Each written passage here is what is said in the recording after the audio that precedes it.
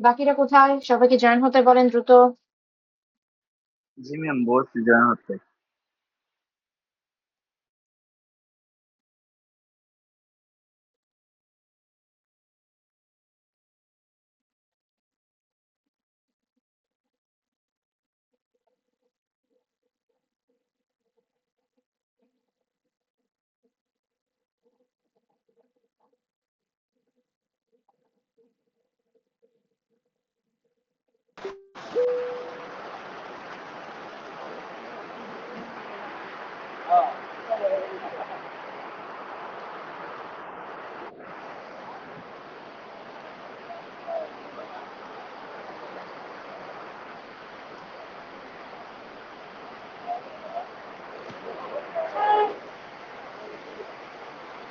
মেহেদী Hasan, mute করেন।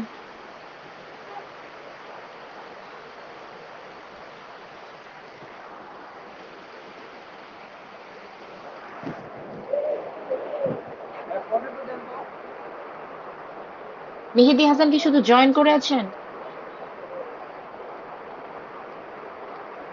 মেহেদী হাসান, আপনি mute করে আছেন। মিউট করেন, আনমিউট হয়ে আছেন। মেহেদী হাসান, রোল 193। আপনি কি শুধু জয়েন করে আছেন ক্লাসে সামহাউ?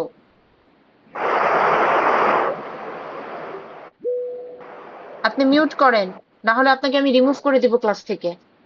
শুধুমাত্র জয়েন করে আসলে ক্লাসে থাকার কোনো দরকার নেই।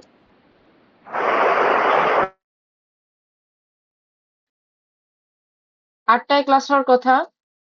আমি দেখতে পাচ্ছি আপনারা 2 জন জয়েন করেছেন। আমরা একটু ওয়েট করি 2-3 মিনিট, তারপর শুরু করছি।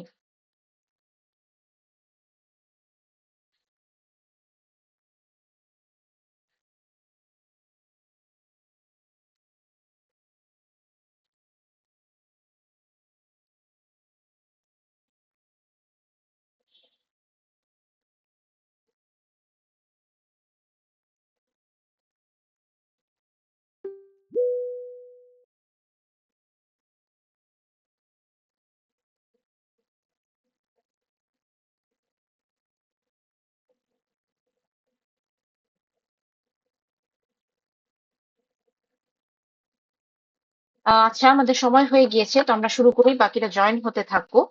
আমরা গতদিন একটা টপিক পড়েছিলাম কংক্রিট, এবং সেটা শেষ হয়ে গিয়েছিল গত ফ্রাইডেতে।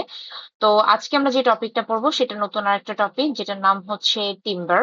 আপনারা গুগল ক্লাসরুমের ক্লাস ওয়ার্কে গেলে দেখতে পারবেন যে সেখানে অলরেডি আমি টিম্বারের যে পিডিএফটা আছে সেটা মানে দিয়ে দিয়েছি। তো ওখান থেকে আপনারা দেখে নিলেই হবে। তো আমি আর কথা না বাড়িয়ে আপনাদের পিডিএফটা শেয়ার করছি। সো হোপফুলি সবাই দেখতে পাচ্ছেন। তো আমরা সরাসরি পড়াশোনায় চলে যাই। তো আমাদেরকে আগে জানতে হবে টিম্বার মানে কি। আমরা যদি একটু বলি যে টিম্বারটা আসলে ভালো কোনো কাঠ, ঠিক আছে, যেটা আসলে স্ট্রাকচারাল কাজে ইউজ করা যেতে পারে। গাছ কাটা হয়, গাছের বাকল কাটা হয়। তো যেই উডটা ইঞ্জিনিয়ারিং সবকিছু প্রপার্টি গুলোকে মেনটেন করে এবং ক্যারেক্টারিস্টিক গুলো যার মধ্যে আছে তাকে টিম্বার বলা হয়ে থাকে। তো এই চ্যাপ্টারটা খুবই ইম্পর্টেন্ট, এখান থেকে কোনো কিছুই আসলে বাদ দেওয়া যাবে না। আমরা একে একে একটু দেখি। তো বলা হয়েছে উড এবং টিম্বারের মধ্যে পার্থক্য কি, মানে কোনো একটা সাধারণ কাঠ এবং টিম্বারের মধ্যে পার্থক্য কি। উড যেটা হচ্ছে নর্মাল কাঠ, সেটাকে burning wood, structural furniture wood, যে কোনো কাজে আপনি ব্যবহার করতে পারবেন, পোড়ানোর কাজে, তারপর হচ্ছে স্ট্রাকচারাল কাজে বা ফার্নিচার বানাতে। কিন্তু সেই উডকে আপনি টিম্বার বলবেন যেটা শুধুমাত্র স্ট্রাকচারাল ম্যাটেরিয়াল হিসেবে আপনি ব্যবহার করতে পারবেন। তো এখানে হচ্ছে টিম্বারের কিছু সেকশন আছে। এই টিম্বারের সেকশন গুলো এবং ছবি এই দুইটাই এক্সামের জন্য খুবই ইম্পর্টেন্ট, সো এটা নোট ডাউন করে রাখবেন। তো প্রথমটা আছে pith, hard hard wood, sap wood, inner bark, outer bark, medullary ray, cambium ক্যাম্বিয়াম layer. তো এগুলা কোনটা কি সেটা একটু পরে আমরা দেখবো। এবং এই যে ছবিটা আছে এটাও খুবই ইম্পর্টেন্ট। এখন এখানে আপনাদের কোয়েশ্চেন আসতে পারে, ম্যাম কালার করবো কিনা। কালার করার কোনো দরকার নাই, বাট এখানে হচ্ছে আপনারা যেটা করতে পারেন, বিভিন্ন যেই লেয়ার গুলো আছে সেই লেয়ার গুলোকে পেন্সিলের বিভিন্ন শেড দিয়ে আপনারা প্রকাশ করতে পারেন। সবচেয়ে বাইরেরটাকে বার্ক বলা হচ্ছে, একদম ভিতরের অংশটাকে বলা হচ্ছে পিথ, তারপরে এইটুকু অংশকে বলা হচ্ছে স্যাপ উড। ঠিক আছে, এই জিনিসগুলোকে আপনাকে মার্কিং করতে হবে। এখানে আলাদাভাবে বোঝানোর কিছু নাই, বাট এই প্রত্যেকটা সেকশনের আহ মানে যেই ডিটেলস গুলো আছে সেটা আমরা একটু দেখবো। তো প্রথমে আমি বলে নিই যে এখানে অনেক 4টা 5টা করে প্রত্যেকটা সেকশনের জন্য আছে। আপনি 2টা কি 3টা যেটা আপনার মনে হবে মনে রাখা সহজ সেই 2টা বা 3টা আপনাদের মানে পয়েন্ট লিখলেই হচ্ছে। পিথ বলা হয়েছে সেন্ট্রাল পার্ট। আপনারা সবসময় খেয়াল করবেন যে এইগুলো পড়ার সময় মানে চিত্রটা দেখে পড়ার। তো আমরা দেখি পিথ কি, পিথ হচ্ছে একদম এই যে সেন্ট্রাল যে পার্টটা সেটাকে বলা হচ্ছে পিথ। ওকে, বলতেছে এটা হচ্ছে ডার্ক কালার এবং এটা নর্মালি কিছু সেলুলার টিস্যু দিয়ে গঠিত হয়ে থাকে এবং এটা হচ্ছে ইন ওল্ড এজ, মানে ওল্ড এজ বলতে কোনো একটা গাছের বাকল যখন হয় তখন একদম শুরুতে কি থাকে, পিথ থাকে, তারপরে আস্তে আস্তে বাকলের চারপাশের লেয়ার গুলো অ্যাড হতে থাকে। তো এটা হচ্ছে ওল্ড এজ, এটা হচ্ছে সবচেয়ে পুরানো। ক্যাম্বিয়াম লেয়ারটা হচ্ছে গিয়ে স্যাপউড এবং ইনার বার্কের মধ্যে একটা লেয়ার এবং স্যাপউড এটা খুবই সেন্সিটিভ একটা লেয়ার।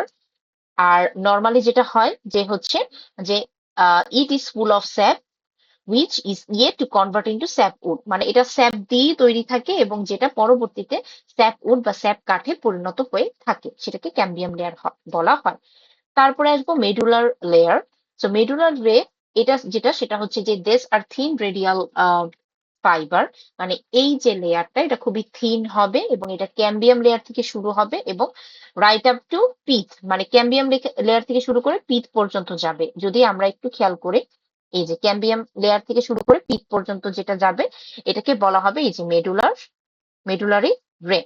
ওকে, সো এরপরে আমরা চলে যাব হার্ডউডে। এটাও খুবই ডার্ক কালার একটা পোর্শন এবং almost dead portion of the tree, মানে অলমোস্ট মানে কি বলে এটাকে, মানে কোনো একটা বাকলের বাইরের দিকে যে দেখি যে কিছু অংশ আসলে খুলে খুলে পড়ে যাচ্ছে ওই অংশটাকে হার্ডউড বলা হয়ে থাকে। আর স্যাপউড হচ্ছে গিয়ে হার্ডউড এবং ক্যাম্বিয়াম লেয়ারের মাঝের যে অংশটা সেটাকে স্যাপউড বলা হয়ে থাকবে। তো কোনো একটা টিম্বার গুড কিনা, গুড ক্যারেক্টারিস্টিক্স এটার মধ্যে আছে কিনা এটা আমরা কিভাবে বুঝবো? তো এখানে কিছু ক্যারেক্টারিস্টিক্স আছে, একটু দেখি। এখানে টোটাল 12টা আছে। যদি আপনাকে কোয়েশ্চেন করা হয়, কোয়েশ্চেনে আসে অ্যাটলিস্ট আপনার 8টা থেকে 10টা ক্যারেক্টারিস্টিক্স আপনাকে লিখতে হবে পরীক্ষার খাতায়। হতে পারে যে আপনি 2টা 3টা ভুলে গেলেন, বাট ম্যাক্সিমামটাই আপনাকে এক্সামের খাতায় লিখতে হবে। তো প্রথমটা আছে it should be strong, stiff, tough and durable. এটা খুবই হচ্ছে স্ট্রং, স্টিফ হবে। এটা হচ্ছে প্রথম শর্ত যে কাঠটা খুব স্ট্রং হবে, স্টিফ মানে শক্ত হবে। তারপরে এটা যে বিভিন্ন ন্যাচারাল এবং আর্টিফিশিয়াল ডিফেক্ট থেকে ফ্রি থাকবে।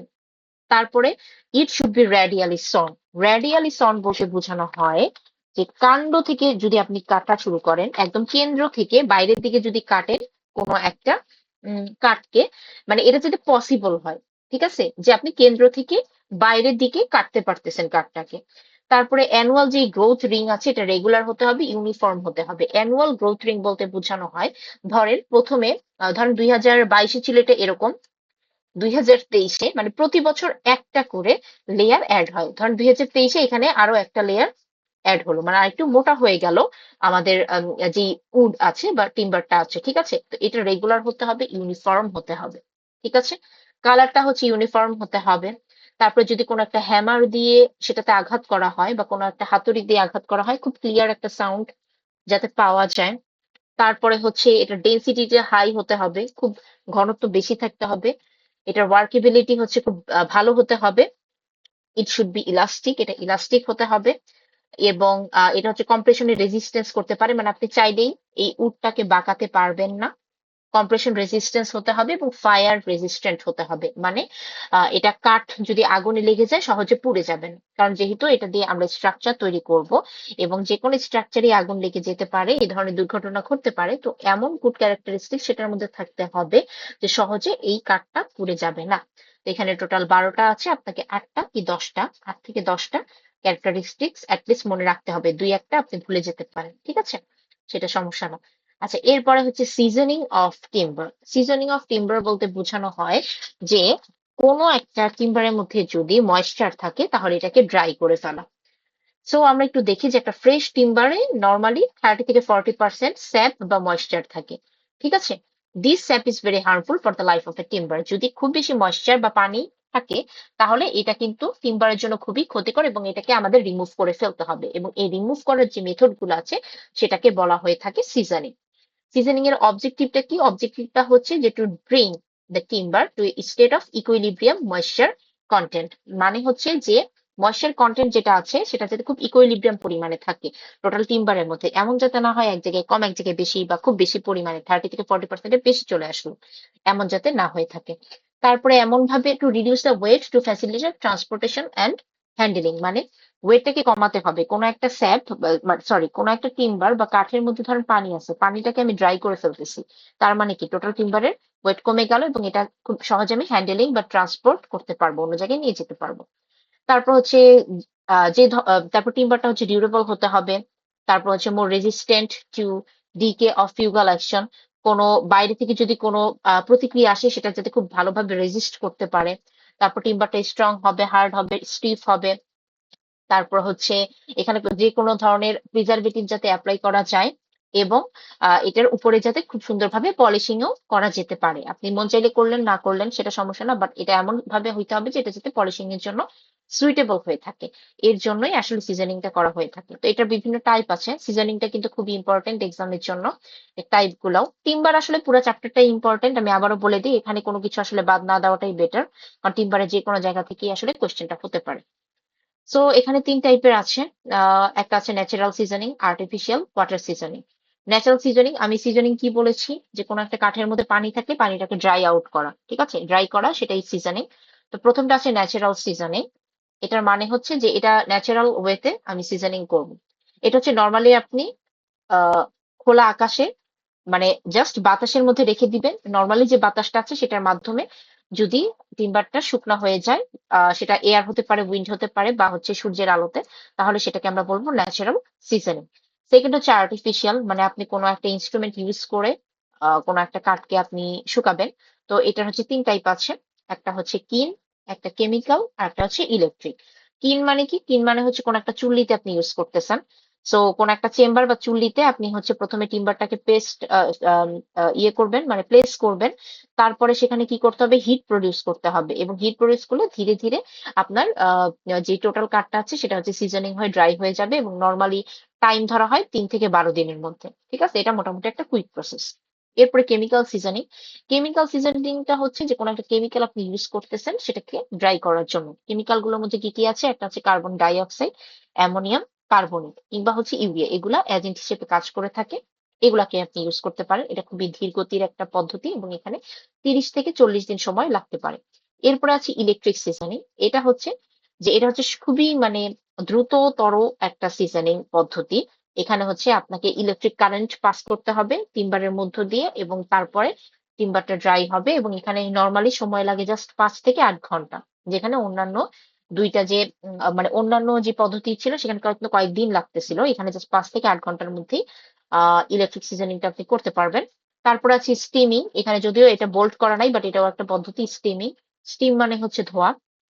যেটা করতে হবে যে একের পর এক টিম্বার গুলোকে এভাবে প্লেস করতে হবে, প্লেস করার পরে সেখানে স্টিম দিতে হবে, এবং স্টিম মানে ধোয়া বা স্টিম যদি দেন পরে আস্তে আস্তে 4 থেকে 6 ঘন্টার মধ্যে হচ্ছে সেটা টোটালি ড্রাই হয়ে যাবে, এবং এটাও হচ্ছে খুব কুইক একটা মেথড। তারপরে 3 নাম্বার যেটা আছে সেটা হচ্ছে ওয়াটার সিজনিং।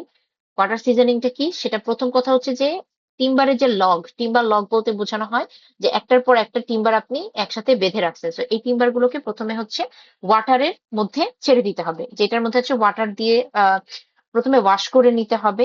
এটার মধ্যে যে স্যাপ গুলো থাকে, স্যাপ বলতে বোঝানো হয় হচ্ছে যেই আলাদা এক্সট্রা যেই পুষ্টিগুণ থাকে, বা যেই আহ কি বলে এটাকে, ফ্লুইড বা রসটা থাকে, সেটাকে প্রথমে খুব সুন্দর মতো ওয়াশ করে নিতে হবে।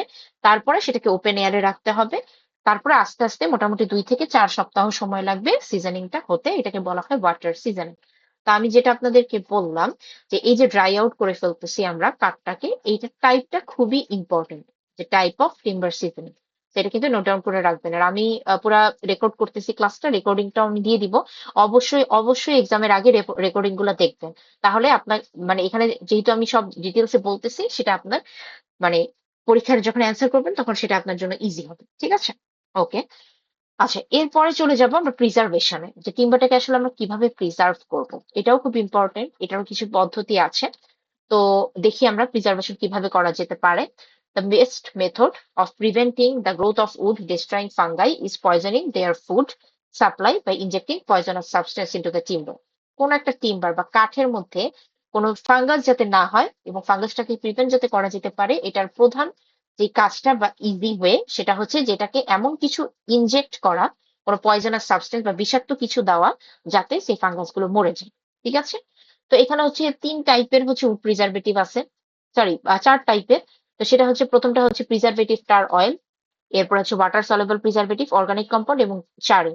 এখানে টোটাল ৪টা আছে, যদিও এখানে লিখছে ৩টা, এটা আসলে ৪টা। ঠিক আছে? তো আমরা একে একে একটু দেখি। প্রথমটা আছে হচ্ছে প্রিজারভেটিভ টার অয়েল। এটার মানে হচ্ছে যে the most important and widely used, এটাই নর্মালি বেশি ইউজ করা হয়ে থাকে, যে টার অয়েল ইউজ করা হয়ে থাকে। আচ্ছা, টার অয়েল কি কি থাকতে পারে? একটা থাকতে পারে যে কোল টার, একটা হচ্ছে ওয়াটার গ্যাস, আর একটা হচ্ছে উড টার। এই ৩ টাইপের টার থাকতে পারে। হ্যাঁ, মানে কয়লা গরম করলে যে তেলটা পাওয়া যায় সেটাকে মেনলি টার অয়েল বলা হয়ে থাকে। তো এটা ৩ টাইপের ক্রিওসাইট আছে। আচ্ছা, সো এই ৩টা হচ্ছে আপনারা পড়বেন, এবং এখানে বলা হয়েছে যে it is the best preservative for general outdoor exposure. মানে বাইরের কোনো উড বা টিম্বারকে আপনি যদি প্রিজার্ভ করতে চান তাহলে এটা হচ্ছে কি বেস্ট অপশন, এবং নর্মালি এটাই ওয়াইডলি ইউজ করা হয়ে থাকে। তো এটা আসলে আপনারা জাস্ট ৩টা টাইপ দিয়ে দিবেন এবং বলবেন যে এটা হচ্ছে বাইরের আউটডোর এক্সপোজারের জন্য খুবই বেস্ট একটা প্রিজারভেটিভ, এবং এটার যে অ্যাডভান্টেজ সেটা হচ্ছে এটা ইনসলেবল ওয়াটারে, মানে ওয়াটার দিয়ে ধুলেও এটা হচ্ছে গিয়ে চলে যাবে না। যেমন বৃষ্টিতে যদি টিম্বার বা কাঠ মানে ভিজেও যায়, সেক্ষেত্রে আপনি প্রিজারভেটিভ ইউজ করলেও এটা হচ্ছে ধুয়ে চলে যাবে না, সেটা আপনি চাইলে ইউজ করতে পারবেন। এরপরে সেকেন্ড যেটা আছে সেটা হচ্ছে ওয়াটার সলিউবল প্রিজারভেটিভ। এটা হচ্ছে among the water soluble chemical salt zinc chloride is most মানে ইউজ, মানে ওয়াটার সলিউবল প্রিজারভেটিভের মধ্যে কমন হচ্ছে সল্ট, জিঙ্ক, এগুলা সলিউবল যে কেমিক্যাল সল্ট গুলো আছে, জিঙ্ক এবং ক্লোরাইড এগুলো। এছাড়াও আছে mercury chloride, potassium dichromate, copper sulphate এবং সোডিয়াম ক্লোরাইড। ঠিক আছে? এগুলো হচ্ছে কমন, এবং এটার অ্যাডভান্টেজটা হচ্ছে যে its advantages are that the treated timber can be painted and is odourless. মানে এটা অর্ডারলেস বলতে বোঝানো হয়, অর্ডার মানে গন্ধ, এটার মধ্যে গন্ধহীন, এটার মধ্যে এক্সট্রা কোনো অর্ডার নাই। এবং এটাকে এই প্রিজারভেটিভ যদি আপনি ব্যবহার করেও থাকেন তারপরে ইজিলি আপনি টিম্বারটাকে পেইন্ট করতে পারবেন। ঠিক আছে? ইজিটাকে পেইন্ট করা সম্ভব যদি আপনি ওয়াটার সলিউবল প্রিজারভেটিভ ইউজ করে থাকেন। এরপরে চলে যাব অর্গানিক কম্পাউন্ডে। অর্গানিক কম্পাউন্ডের অবশ্যই আমাদের প্রথমে কিছু নাম শিখতে হবে, সেটা হচ্ছে পেন্টা ক্লোরোফেনল, এটা একটা, এখানে হচ্ছে ডাবল ভাবে ইউজ করছে, সেটার দরকার নাই। এরপর হচ্ছে কপার নেপথেনেট এবং জিঙ্ক নেপথেনেট, এগুলো হচ্ছে গিয়ে অর্গানিক কম্পাউন্ড, এগুলাও প্রিজারভেটিভ হিসেবে কাজ করে থাকে, এবং এগুলো ইউজ করা হয়। They have been developed for the treatment of door and window frame. যদি আপনি দরজা জানালার ফ্রেম কাঠ দিয়ে তৈরি করেন, সেক্ষেত্রে হচ্ছে এগুলা ট্রিটমেন্ট করতে এই অর্গানিক কম্পাউন্ড গুলো ইউজ করা হয়ে থাকে। এবং the wood is soaked into the preservative, wood গুলোকে সোক করানো হয়, মানে ভিজিয়ে ফেলা হয় বা চুবানো, যেটাকে বলে প্রিজারভেটিভে চুবানো হয়, তারপরে এটাকে বের করে এনে সেখানে হচ্ছে হিট দেওয়া হয়। ঠিক আছে? এবং তারপরে হচ্ছে এই এজেন্ট গুলো মেনলি তার প্রিজার্ভেশনের কাজটা করে থাকে, এবং এটাও হচ্ছে আপনি পেইন্টেবল এবং অর্ডারলেস, এটাও গন্ধহীন এবং চাইলে পেইন্ট করতে পারবেন। এরপরে চলে যাব আমরা চ্যারিং এ। চ্যারিংটা হচ্ছে ক্রুড মেথড, এটা হচ্ছে no special preservative is used, কোনো স্পেশাল প্রিজারভেটিভ ইউজ করা লাগবে না। Timber kept wet for 0.5 to 1 hour, টিম্বারকে আপনি ভিজানো অবস্থায় রাখতে পারবেন 0.5 থেকে 1 আওয়ার পর্যন্ত। এবং এখানে ক্রুড মেথড বলতে বোঝানো হয় সবচেয়ে সিম্পল মেথড। ঠিক আছে? সো 0.5 থেকে মানে আধা ঘন্টা থেকে 1 ঘন্টা আপনি হচ্ছে গিয়ে টিম্বারকে ভিজিয়ে রাখতে পারবেন, এবং তারপরে উঠায় আয়না সেটাকে হচ্ছে গিয়ে বার্ন করবেন, যাতে বার্নের পরে ডেপথ হয় 15 মিলিমিটার, এবং তারপরে ওয়াটার দিয়ে সেটাকে কুল করবেন। ঠিক আছে? এবং এইটাও হচ্ছে এক টাইপের প্রিজারভেটিভ, এবং কোনো স্পেশাল প্রিজারভেশনের আসলে দরকারই হয় না এই মেথডে। মানে আলাদা কোনো প্রিজারভেটিভ আপনাকে ইউজ করতে হবে না, বাইরে থেকে কোনো কেমিক্যাল ইউজ করতে পারবে না। এবং এটা যদি আপনি ইউজ করেন, layer is not affected by fungi, কোনো ফাঙ্গাই বা ফাঙ্গাস দ্বারা এটা এফেক্টেড হবে না। এবং used at lower end of post of timber, এবং টিম্বারের একদম নিচের দিকে লোয়ার এন্ড যেখানে আছে সেখানে ইউজ করা হয়ে থাকে। ঠিক আছে? তো এটা ছিল হচ্ছে কি চ্যারিং। আচ্ছা, সো এরপরে আমরা চলে যাব গুড প্রিজারভেটিভ এর ক্ষেত্রে, যে গুড প্রিজারভেটিভ এর আসলে কি কি ক্যারেক্টারিস্টিক্স। একটু আগে আমরা দেখে আসছিলাম টিম্বারের ক্যারেক্টারিস্টিক্স, এখন আমরা দেখব গুড প্রিজারভেটিভ এর ক্যারেক্টারিস্টিক্স। প্রথমটা হচ্ছে যে ইট should be safe in handling, safe to use, মানে এটা আপনি সেফলি ইউজ করতে পারবেন, এটা খুবই নন নন ইনজুরিয়াস, মানে এটা ব্যবহার করলে আপনার মানে কেমিক্যালি এটা আপনাকে হার্ম করবে না, এবং কেমিক্যালি হচ্ছে গিয়ে যে উডে ইউজ করতেছেন সেই উড বা টিম্বারকেও সেটা মানে হার্ম করবে না বা কোনো ক্ষতি করবে না। আচ্ছা, ইট should not be washed away, মানে এটা ইজিলি ধুয়ে যাবে না, যে বৃষ্টি হলো আর ধুয়ে চলে গেল, এরকম হবে না। এটা খুব ডেকোরেটিভ পারপাস আপনি ইউজ করতে পারবেন, বা আপনি যদি চান যে কোনো একটা প্রিজারভেটিভ ইউজ করলেন এরপরে আপনি আবার পেইন্ট করবেন, সেটা যাতে করা যেতে পারে সেরকম থাকতে হবে। এটা হচ্ছে নন ইনফ্ল্যামেবল। আচ্ছা, নন ইনফ্ল্যামেবল বলতে বোঝানো হয় অদাহ্য, মানে এটা সহজে পুড়ে যাবে না। ঠিক আছে, এরপরে চলে যাব মেকানিক্যাল প্রপার্টিতে, যে একটা টিম্বারের মেকানিক্যাল প্রপার্টি কি কি থাকে। মেকানিক্যাল প্রপার্টি বলতে বোঝানো হয় ইঞ্জিনিয়ারিং কি কি প্রপার্টি আছে, যে টিম্বারটা ভালো তো আমি কেন ইউজ করব। প্রথমটা হচ্ছে ডিউরেবিলিটি। অবশ্যই কোনো একটা কাঠ বা টিম্বারকে ডিউরেবল হতে হবে। এখানে কিছু অপশন দেওয়া আছে, কন্ডিশন দেওয়া আছে, সেটা হচ্ছে ন্যাচারাল বা আর্টিফিশিয়াল ডিফেক্ট থাকা যাবে না। তারপর টিম্বারটা স্ট্রেইট হইতে হবে, ঠিক হইতে হবে, মানে মোটা হতে হবে। তারপর এটা যাতে রেডিয়াল সাউন্ড হয়, মানে চাইলে আপনি কেন্দ্র থেকে একদম লাস্ট পর্যন্ত কাটতে পারেন। তারপরে অ্যানুয়াল রিংটা রেগুলার হয়, ওই আমরা যে গুড ক্যারেক্টারিস্টিক্স দেখেছি টিম্বারে সেগুলোই ঘুরায় ফিরে আসছে।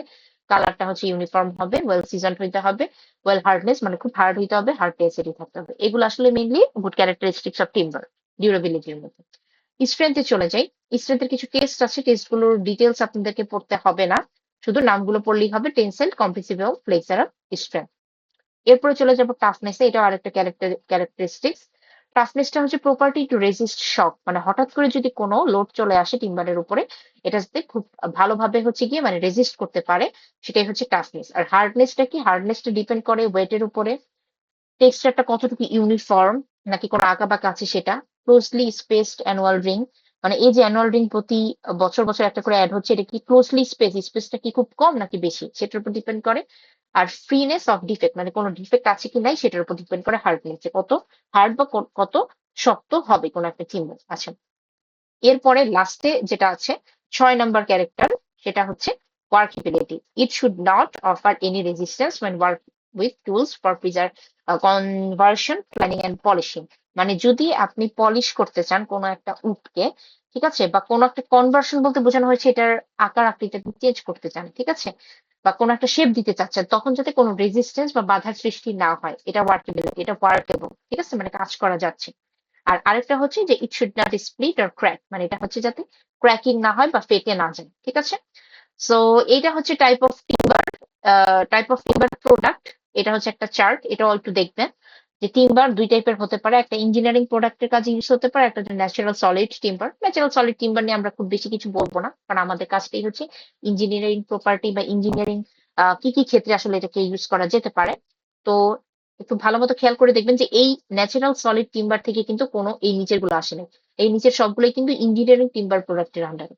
প্লাইউড, ফাইবার উড বা পার্টিকেল আপনি যদি হচ্ছে ইউজ করতে চান সেইটা, তারপরে হচ্ছে গিয়ে ব্লক বোর্ড তৈরি করতে চাইলে, তারপর ল্যামিনেট বা ভিনিয়ার, এগুলা ভিনিয়ার হচ্ছে উড স্লাইস, হ্যাঁ, উডের যে ছোট ছোট টুকরা সেগুলো আপনি তৈরি করতে পারবেন। তারপর পাতলা শীট বলা হয় ল্যামিনেটকে, সেটা হচ্ছে তৈরি করা পসিবল, ঠিক আছে। তো টিম্বার নিয়ে যদি আলাদাভাবে আমাকে বলেন যে এক্সামের জন্য কোনটা ইম্পর্টেন্ট, আমি বলবো যে এক্সামের জন্য প্রত্যেকটা টপিকই টিম্বারে যেটা সেটা ইম্পর্টেন্ট। এখানে কিন্তু টোটাল 5 কি 6 পেজ আছে, খুব বেশি পেজ নাই। তো অবশ্যই সেটা খেয়াল রেখে তারপরেই আপনাকে কিন্তু পড়তে হবে, ঠিক আছে। টিম্বার নিয়ে পুরাটাই পড়বেন, কোনো কিছু বাদ দিবেন না, ওকে। আচ্ছা, সো আমাদের এই পরবর্তীতে যে চ্যাপ্টার গুলো পড়বো, একটা চ্যাপ্টার আছে জাস্ট ম্যাথ মিক্স ডিজাইনের, এটা আমরা পরবর্তী নেক্সট উইকে শুরু করব। তো আজকে টিম্বার পড়লাম, নেক্সট উইকে আমরা পড়বো মর্টার। তো চাইলে আপনারা মর্টারের যে পিডিএফটা আছে, এটাও আমি অলরেডি আপনাদেরকে গুগল ক্লাসরুমে দিয়েছি, সেটা আপনারা হচ্ছে নিয়ে আসতে পারেন, এবং সেটাই হচ্ছে আমরা পড়বো। এটা হচ্ছে আপনারা প্রিন্ট আউট করে নিয়ে আসলে যেটা সুবিধা হবে সেটা হচ্ছে যে চাইলে হচ্ছে আপনারা নোট ডাউন করে ফেলতে পারবেন, ওটা হচ্ছে ইজি যদি আপনাদের সামনে নোটটা থাকে। আচ্ছা, আমি একটু রোল কল করব। আপনারা হচ্ছে 39 সেকশন, ওকে। সো আমি হচ্ছে রোল কল করতেছি। 38 ব্যাচের রোল 170, 61, Present, ma'am. ওকে। সো 61 আছেন, 62, 63, 64, Present, ma'am.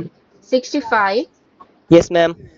66, 67, 68, 69, 72, 73, Present, ma'am. 74, Present, ma'am. 78, Present, ma'am. 79, 80, 81, Yes, ma'am. 82, 83, 85, ma'am 83 Present, আছে। ma'am. okay, 85, Present, ma'am. 86, Yes, ma'am. 87, Yes, ma'am. 88, 89, Yes, ma'am. 90, 91. Maybe mute Yes, করো। ma'am. সবাই একটু মাইকটা check করেন তো। মেহেদী হাসান 93, আপনি কি আছেন? আপনার মাইকটা বারবার কিন্তু আনমিউট হয়ে যাচ্ছে, সো এটা একটু খেয়াল করতে হবে ক্লাসের সময়। 91, Yes, ma'am. 92, ম্যাম 92 ছিল, নেটে প্রবলেমে চলে গেছে। 93, Yes, ma'am. 94, Present, ma'am.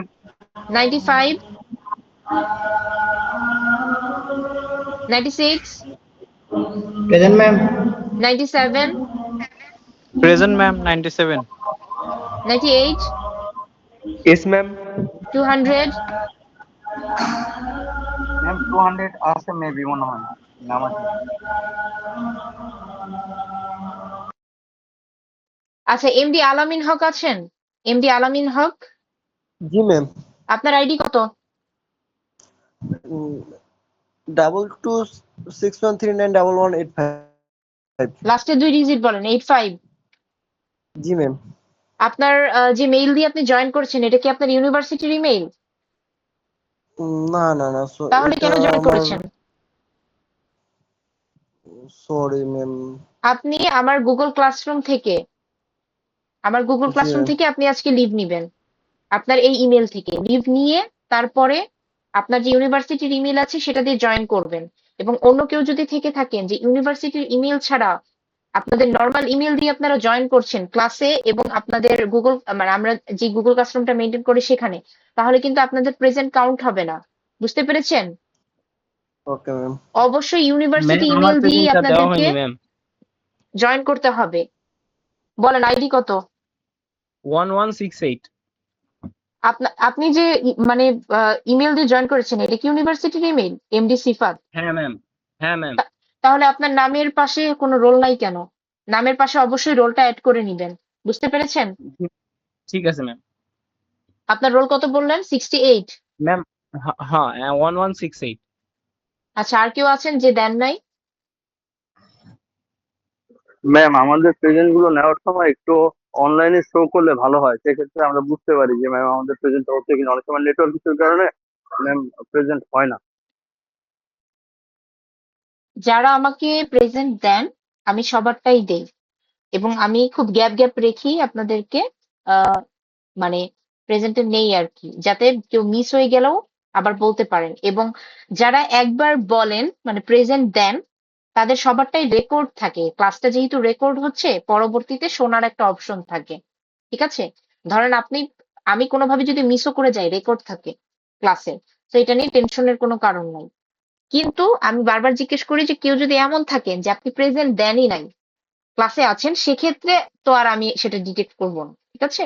তো সেটাই আমি জিজ্ঞেস করতেছি, যারা দিয়েছেন তাদের সবাইকে দেওয়া হয়েছে। কেউ কি আছেন যারা দেন নাই? যদি না থাকে তাহলে আমি ক্লাসটা আজকে শেষ করব। আমি আজকে একটু অসুস্থ, যার কারণে আমি ক্লাসটা লেন্দি করছি না। ঠিক আছে? ম্যাম। নেক্সট ক্লাসে আমরা মর্টার পড়াশোনা করব। অবশ্যই প্রিন্ট আউট করে নিয়ে আসবেন নিজেদের কাছে যদি থাকে প্রিন্ট আউট নোটটা, তাহলে এটা আপনাদের জন্য ইজি হবে। ঠিক আছে? আর আমি ক্লাস ম্যাম। রেকর্ডটা দিয়ে দিব। হ্যাঁ বলেন, কেউ কিছু বলছিলেন? জি জি, আমি বলতেছি রাইহান হ্যাঁ বলেন। 1198। হচ্ছে আমার খাতাটা, মানে আমি গ্রাফ করছিলাম মানে মিড টার্মে যেটা, তো গ্রাফের পেজটা আমি অন্য পেজে লাগিয়ে রাখছিলাম, তো হয়তো ওই পেজটা মনে হয় দেখেননি। যদি আপনার খাতায় গ্রাফ থাকে, গ্রাফ যদি আপনি পেজ স্ট্যাপলার করে রাখেন তাহলে আমি অবশ্যই দেখব, মানে আমার চোখে যদি পড়ে। কিন্তু না, গ্রাফ গ্রাফ আঁকার পরে, দেখেছেন কিন্তু পেজের যে মানে অ্যান্সার গুলো ছিল ওগুলো মনে হয় দেখেননি। একটু না না যদি আমি চেক দিতেন সবকিছুই আবার। দেখেছি। আপনার যদি মানে ডাউট থাকে আপনি এসে রিচেক করে যেতে পারেন খাতা, মানে আপনি চাইলে আচ্ছা এসে ঠিক দেখে আছে যেতে ম্যাম। পারেন। কিন্তু আমি সবার খাতাই খুব ভালো মতোই দেখেছি, আমরা উল্টায় পাল্টায় খাতা দেখি, ঠিক আছে, কারণ আমাদের মানে মার্ক আসলে আমরা দিতেই চাই, তো হুম হুম। যতভাবে দেখা সম্ভব সেটা আমরা দেখি। অনেকের ওকে পাইছি ম্যাম। আমি, যেটা হচ্ছে আপনারা মানে অ্যান্সারের উপর স্টেপলার করে দিচ্ছেন, এটা করবেন না, এরকম অনেকগুলো খাতা আমি পাইছি। ঠিক আছে, এর জন্য আমি আপনাকে কনফিডেন্টলি বললাম যে খাতা যদি এরকম হয়েও থাকে সেটা আমি দেখেছি। কারণ অনেকেরই ছিল যে অ্যান্সার করছেন, অ্যান্সারের উপরে আপনারা হচ্ছে গ্রাফ স্টেপলার করে দিচ্ছেন, এরকম করলে হবে না। অ্যান্সারটা যে পেজে জি ম্যাম, থাকবে, ওরকমই করে ঠিক দেখছিলাম তো আছে, এই জন্য বললাম। যেখানে এটা যে কোনো কোশ্চেনের মানে যে কোনো কোর্সের ক্ষেত্রে আপনি যদি বাম সাইডে লেফট পেজে লেখেন, তাহলে রাইট সাইডে আপনাকে একটা পেজ খালি রাখতে হবে, ব্ল্যাঙ্ক, ওই ব্ল্যাঙ্কে হচ্ছে আপনাকে গ্রাফটা স্ট্যাপলার করতে হবে, ঠিক আছে। এবং স্ট্যাপলার তো আসলে এক সাইডে স্ট্যাপলার করা থাকে, আমি তো চাইলেই সেটা উঠাইতে পারবো, তো আপনি গ্রাফের নিচে কিছু লেখা থাকলে সেটা আমি দেখবো না, এটা কখনোই হতে পারে না, ঠিক আছে। ওকে ঠিক আছে, ম্যাম, তাহলে থ্যাংক ইউ। নেক্সট ক্লাসে আপনারা সবাই মর্টারের প্রিপারেশন নিয়ে আসবেন, ঠিক আছে, প্রিন্ট আউট করে। ঠিক আছে, ভালো থাকেন সবাই, আমি রেকর্ডিংটা দিয়ে দিচ্ছি। আসসালামু আলাইকুম। ওয়ালাইকুম আসসালাম। ওকে ম্যাম, আসসালামু আলাইকুম।